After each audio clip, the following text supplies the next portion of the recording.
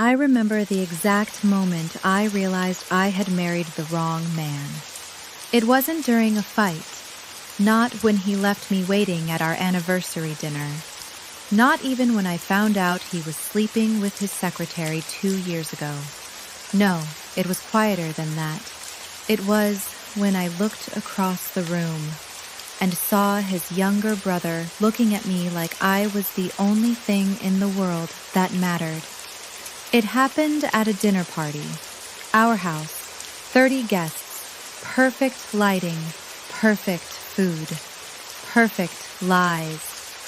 Richard, my husband, was, as always, dressed in the sharpest suit in the room.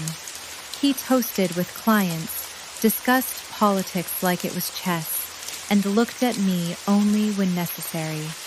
I smiled. I always do. That's my role. The perfect wife, the elegant one, the one who knows how to say the right thing and never cry in public, the one who wears silk and silence like armor. And then there was him, Lucas, younger, warmer, undeniably dangerous. His eyes met mine across the crowded table, and I swear, my skin burned like he had touched me. He raised his glass slightly toward me, not to cheer, not to toast, just a small gesture, as if saying, I see you, really see you. And in that second, I knew I was no longer safe. Lucas hadn't been in our lives for a long time. He lived in Europe, some art residency, Paris, maybe. Richard always spoke of him with vague annoyance. My immature brother, the dreamer. I never thought much about it, until he walked through our front door that night. He looked nothing like the boy in the old family photos. He wore black. His jaw was sharper, his voice slower, and when he hugged Richard, he looked at me over his shoulder. He didn't smile, he just stared, long enough for my breath to falter. I shouldn't feel this way, not about him, not in this house, not in front of my husband, but my body, it betrayed me. My chest tightened. My thighs pressed together beneath the silk dress. My skin became aware of itself, of him, like my entire nervous system woke up from a long, cold sleep. Later that night, as the guests laughed and drank champagne in the living room, I went to the kitchen for air. He was already there, alone. Lucas turned around slowly, leaning against the counter. His shirt sleeves were rolled to the elbows. He held a glass of red wine, but didn't drink it. "Running away already?" he asked, voice like honey and smoke. I smiled faintly. Just needed a break. He stepped closer. "From him or from the party?" I hesitated. That was dangerous. That pause. "Both," I said. He took one more step. Too close now. His scent, earth and spice and something I couldn't name, wrapped around me. "You don't look like someone who belongs in a room like that," he said, voice soft. "You look like someone who wants to scream." My heart pounded. I couldn't move.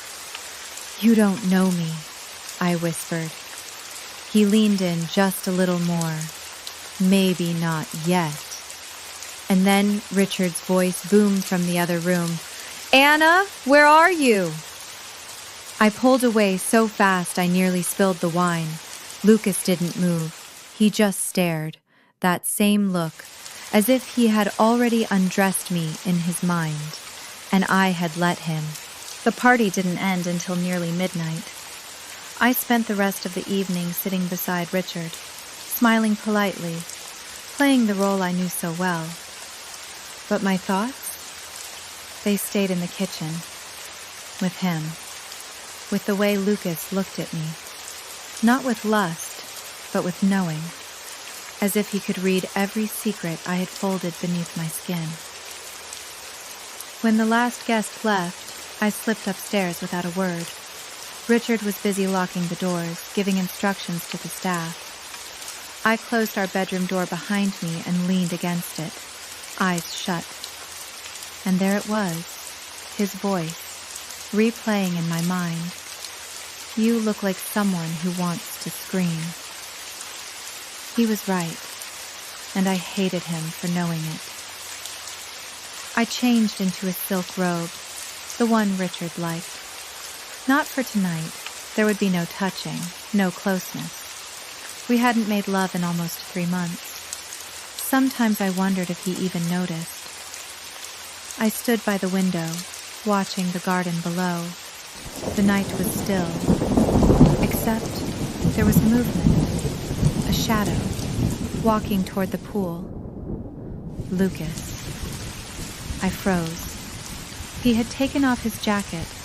His white shirt now clung slightly to his back.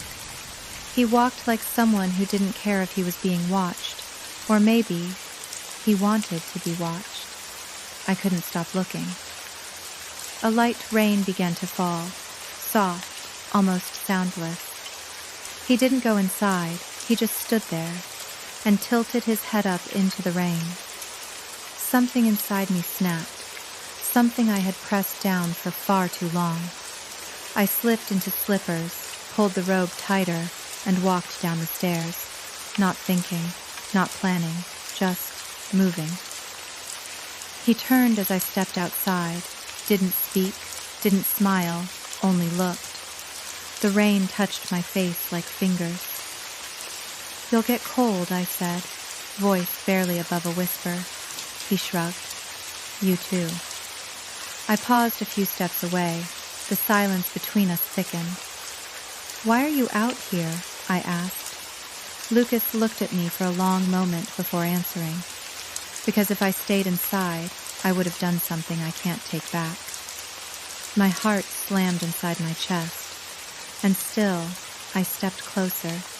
He didn't move. The distance between us was maybe one step, one choice, one mistake. He reached out, slowly, gently. His fingers brushed the side of my cheek, tucking a wet strand of hair behind my ear. And that was it, that simple touch. It was like being touched for the first time in years. I didn't stop him. I didn't move. His hand lingered, not demanding, just there, like he was asking a question without words. I closed my eyes and leaned into his palm. Only for a second, but long enough for both of us to understand what we had just done. Then I heard it. Footsteps. Richard's voice. Lucas, are you out there? I stepped back, fast, my heart in my throat.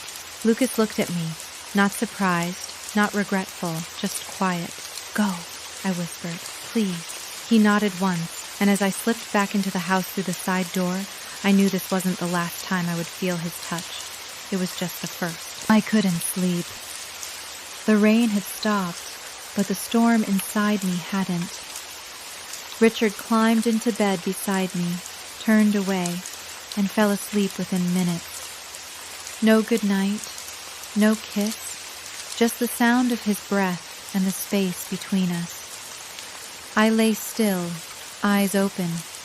My skin still remembered Lucas's hand on my cheek, my chest, my lips, my thighs. They remembered too. I turned onto my back, stared at the ceiling. The silk robe clung to my body, still damp from the rain. My fingers brushed over my neck, the place where his breath had almost touched me. A chill ran down my spine, and then I let go. I closed my eyes, and I let my mind take me where my body wasn't allowed to go. He's in my room. The door closes softly behind him. He says nothing, just looks at me. I'm already awake, already waiting. My robe falls open. His eyes roam over me like heat, and he walks toward the bed, slow, deliberate, like he owns the air between us. He kneels, his hands slide up my thighs, under the silk. He parts me without hesitation, and I open for him. His mouth finds me like he's been there 1,000 times, like he knows every breath I'll take before I take it. I bite my lip, arch, whimper. He doesn't stop. My hands tangle in his hair. His name escapes my lips in a whisper. Not a scream, not yet. This isn't screaming. This is drowning. This is sin. And I want it deeper. I want all of it. Then he's over me, inside me, thrusting slow, deep, powerful. Our bodies speak in silence, no words, only gasps, moans, the sound of skin and heat. My legs wrap around him. He pushes harder. My back arches. My hands claw at his shoulders. And then I come apart in his arms, trembling, pulsing, breathless. He holds me as I shake. He kisses my lips like a promise, like a goodbye.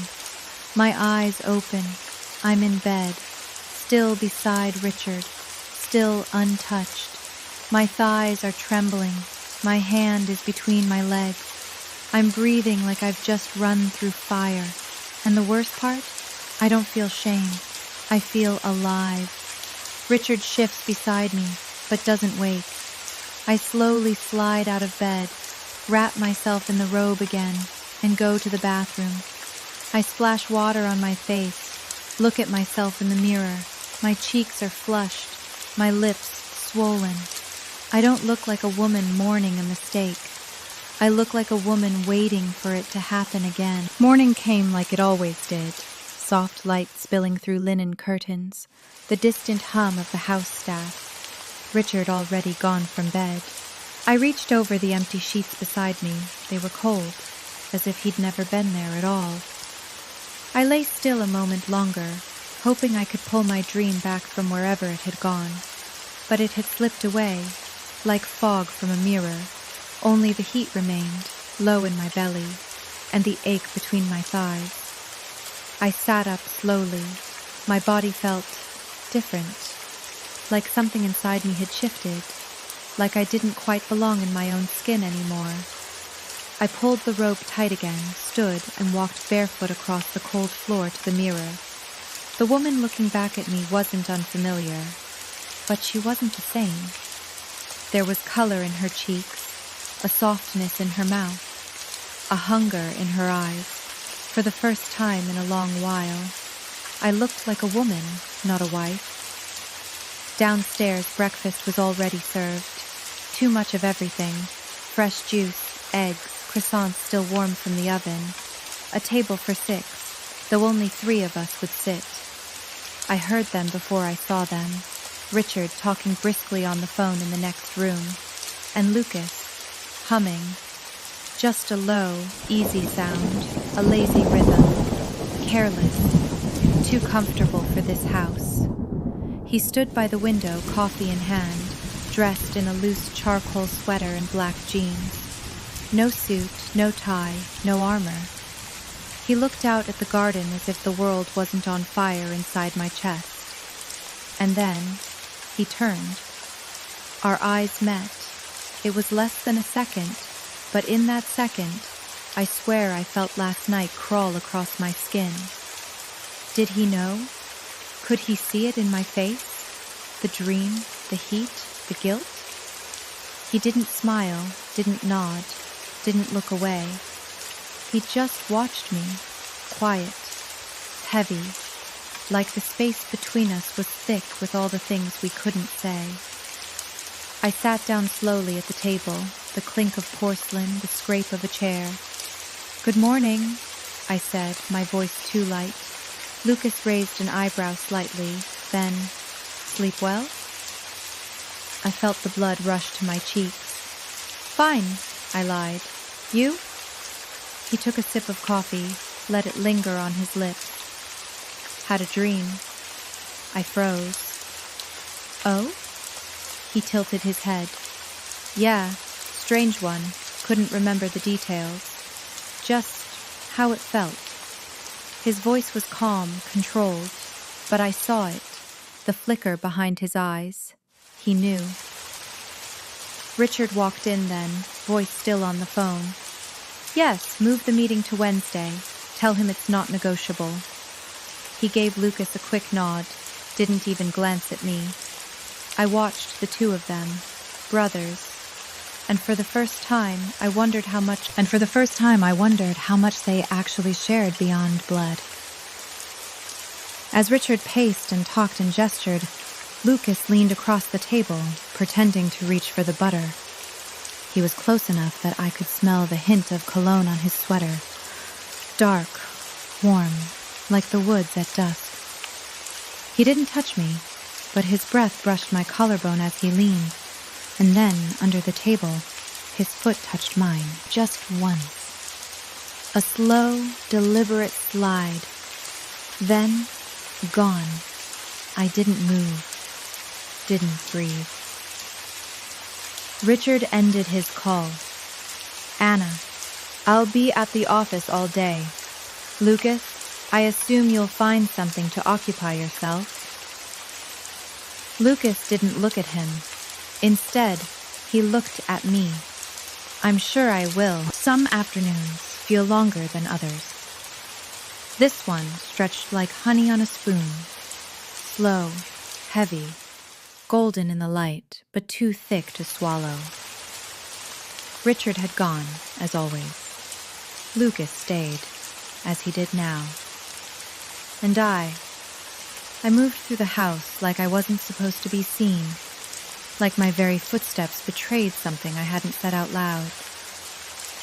I found myself in the library, not because I needed a book, but because I remembered the way the sunlight hit the shelves at this hour, and because he had glanced toward it once, casually, as if he, too, knew how it felt to sit where no one was watching. I reached for a novel I'd read years ago. My fingers brushed the worn spine, but I didn't pull it down. I just stood there, listening.